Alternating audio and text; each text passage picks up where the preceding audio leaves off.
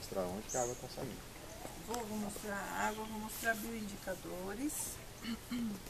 Então, aqui foi descoberta como nascente do Rio Tietê no dia 25 de janeiro de 1954. Porque São Paulo comemorava 400 anos e um grupo, a Sociedade Geográfica Brasileira, queria dar de presente a nascente para São Paulo, como um atrativo, tá? Então, eles vieram pela parte hídrica, chegaram aqui pela água e trouxeram essa plaquinha aqui, ó, que nasce o Tietê, Sociedade Geográfica Brasileira, 1554 a 1954, São Paulo, para marcar o quarto centenário, certo? E aí chegaram aqui, encontraram uma fazenda de eucalipto, aí explicaram para a família, olha, que é a nascente do Rio Tietê, explicaram a importância do rio, mas a produção de madeira continuou, porque era o ganha-pão deles. E aí então surgiu o Parque Estadual, o projeto foi desapropriado aqui em 1995, aproximadamente, meados de 95. O Estado veio, tirou todas as árvores de eucalipto, retrataram o solo organicamente e aí então vieram com uma das nativas da Mata Atlântica. E aí abriram como Parque Estadual no dia 22 de setembro de 1996. Então hoje, 28 anos depois, a gente está numa mata secundária. A Mata Atlântica voltou a ser o que era, tá? Lembra quando a gente estudou na escola, né? Matas primárias. Então vocês estão vivenciando hoje. E daí como é que surgem as nascentes? Eu não sei. Também não. Sei que tem alguma coisa a ver com rochas? Ciclo d'água, né? Então evaporação constante da umidade, condensou na nuvem. Daí ela vai percorrendo a camada permeável do globo terrestre até chegar numa camada rochosa. Ela sendo impermeável, ela vai acumular aquela umidade e com o tempo ela se transforma em lençol freático, né? Vai acumulando, se transformando em lençol freático. O excesso do lençol freático vai retornar para a superfície. De que forma? Oi, casal, tudo bom? Oi, tudo bem? Vocês são de? Ele é de Curitiba. Ah, pertinho. Tá logo ali. E você? Eu sou de Mogi. Mogi. E aí então o excesso do lençol freático vai retornar para a superfície. De que forma? A gente hoje só tem vertente, tá? Tem também o olho d'água. O olho d'água é quando a água acha o espaço vazio no solo, com aquela força dela, ela sobe por aquele veio, mas infelizmente hoje o nosso olho d'água fechou, a gente não tem. Então a gente vai ter essa vertente aqui, a gente vai ter essas duas, né, do bambuzinho e aquela da saída ali. Então essas são as que a gente consegue identificar. Pode ser que tenham outras? Sim, pode ser que tenham outras, a gente não consegue identificar de imediato. Quais são? Essa daqui. Aqui na ponta da fenda a gente tem uma outra vertente, mas a gente não consegue identificar de imediato. Olha que legal, água mole em pedra dura. Então, e fora as que podem estar na parte submersa, tá certo? Vocês vão poder tomar dessa água? Gostaria. Eu tomei. Vamos contar 5 minutos? Não, eu tomei quando eu vim aqui. Ah, então Primeira vez eu tomei. Ah, então ele sobreviveu, tá bom. É, isso que eu ia falar, tô aqui até hoje. Então tá tudo bem. A gente tem aqui bioindicadores que estão mostrando que a gente pode tomar dessa água assim. A própria natureza se encarregou disso com a gente. Então olha só, a gente vai ter aqui mães d'água, que são esses besourinhos, e as aranhas d'água, ó. Mãe d'água e aranha d'água, elas vão se alimentando de todos os micro-organismos que a gente tem aqui na superfície, mantendo limpa a casa delas. Elas só nascem e sobrevivem em água limpa. Ah, eu tô numa cachoeira lá, tô morrendo de sede. Olha para a borda da cachoeira. Se tiver aranha d'água caminhando ali, porque água limpa gera uma tensão superficial, né? Olha eu rompendo a tensão superficial. Então daí, tendo essa película, a água já vai ser limpa. Com a aranha d'água, então, nossa senhora, juntou a fome com a vontade de comer. Pode tomar água à vontade, tá? E na parte submersa, a gente vai ter os guarus. Aqui eu tenho uma concentraçãozinha de guarus. Vocês conseguem enxergar? Peixe pequenininho.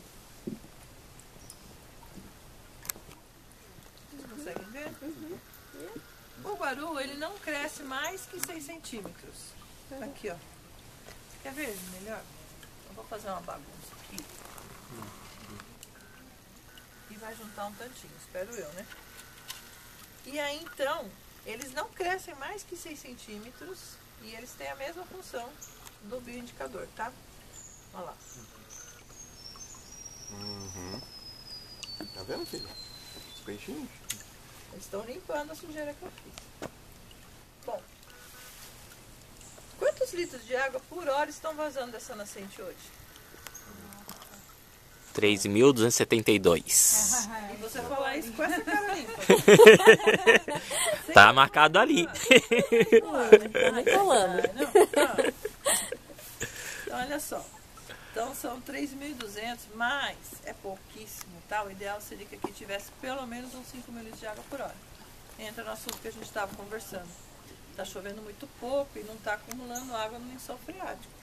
Porque a chuva que choveu ontem, por exemplo, antes de ontem, eu nem lembro mais quando choveu, porque quando chove a gente até esquece, porque é tão rápido, né? Mas choveu, sei lá, choveu essa semana. Não é o suficiente para penetrar na camada permeável, para chegar na rochosa.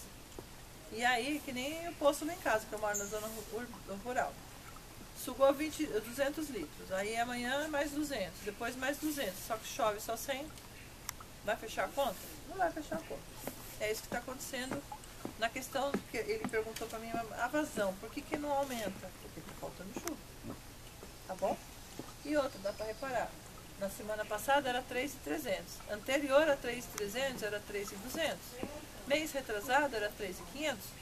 Então dá para perceber que ela está descendo. Tá? Bem, aqui em Salesópolis a água vai ser limpa. Ela vai percorrendo curva de rio, vai produzindo oxigenação. A gente tem mata ciliar. Lembra da função da mata ciliar?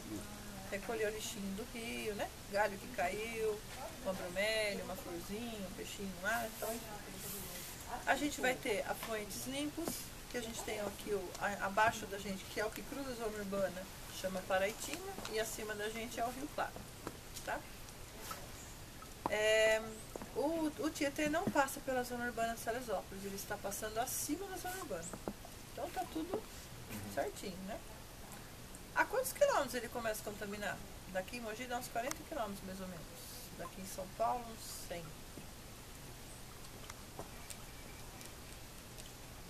E é isso? 20 quilômetros. Em 20 quilômetros ele já começa no próximo município, que é Beritiba Mirim, tá? Então, ali ele vai ter já um pouquinho de esgoto doméstico. E aí a gente vai ter defensivos químicos, por conta do Cinturão Verde de São Paulo. Daí todos os hortifruti, fungos, engrangeiros que a gente produz, chega na nossa casa, na verdade, são produzidos nessa região. Então aí para cada tipo de produção tem um tipo de defensivo químico. Mas independente disso, só no da hortaliça já usou, irrigou, contamina o lençol freático e já vai para o rio e contamina lá. Uma outra situação que acontece no rio, ali em Mogi, por exemplo, é que aqui a gente tem em torno de 17 mil habitantes, Piritiba em torno de 30, Mogi em torno de 400. E aí já é o esgoto doméstico que vai tirar a oxigenação do rio lá. Então chega em Mogi, ele já não tem mais oxigenação. Tá? Cristina? Então ele já chega em São Paulo caótico. Daquele jeito. São Paulo só leva a fama dele, né? Praticamente, né? Só. Mas, O rio mais poluído. mas porque eu pesco lá em Penápolis eu consigo ainda comer o peixe? Calma que eu vou chegar lá. Calma. Você nasceu de quantas horas? 7 meses. Então, chegou em São Paulo, a gente vai ver ele retificado. A gente vai ter mata ciliar lá. É o concreto ciliar que a gente tem lá, né? Em São Paulo que ele encorpa e fica daquele tamanho? Não, aqui ele já começa. Porque aqui a gente ainda está pequenininho, é uma área de 74 hectares. Como tem um obstáculo, ele vai pegar e vai começar a tomar o curso. A gente estava calculando ontem, se eu não me engano, uns 3 quilômetros ele já começa a fazer a curva, né? Mas já chega daqui a uns 5, 6 quilômetros, máximo 10 quilômetros, ele já está mais encorpadão, já. É que são pequenas nascentes, pequenos afluentes que vão se encontrando e aumentando o volume dele. Tá? Então, pra você ter uma ideia, a gente lá na barragem de Ponte Nova, que fica a 22 km aqui, ele tem 27 km quadrados de espelho d'água. Tá, tudo bem, tem a barragem, mas ele já se tornou bem volumoso lá. Tá? Aí a gente vai ter o primeiro afluente dele, que é o Tamanduá ATI, e depois a gente vai ter o rio Pinheiros, mas o Pinheiros hoje está vindo tratado, tá, gente? Ele está melhorado, ele está Dizem que tem peixes ali para Interlagos, mais para a Zona Sul mesmo, tá? Quando começou Barueri, começa a depressão periférica do estado. Daí o que vai acontecer? O rio vai começar a percorrer quedas d'água. Daí ele volta a se movimentar. E aí volta a produzir o que ali? Oxigênio. Então isso não é ótimo para a água? Perfeito. Agora eu vou começar a responder perguntas suas, tá? Então, ele começa a eliminar todo o sabão que está parado na água. Então por isso que lá em Santana de Parnaíba, Pirapora do Bom Jesus, Cabreúva, Itu, Salto, a gente tem espumas. Porque ele está começando a tirar o sabão que está na água, saponato, tá? O odor daquela região, alguém já foi? O odor lá é horrível. Lembra do esgoto a céu aberto, tá? Mas olha que interessante. A gente aqui tem o bioindicador. Lá a gente vai ter o biodecompositor. E ela vai comer toda a matéria orgânica da água. Come, come, come, emite gases. E aí fica aquela condensação de pus ali. Tá? Mas tá limpando a água. E aí, quando chegou mais pouco assim, a gente já vai ter mata ciliar, curva de rio. O que a gente vai ver de lixinho de rio lá?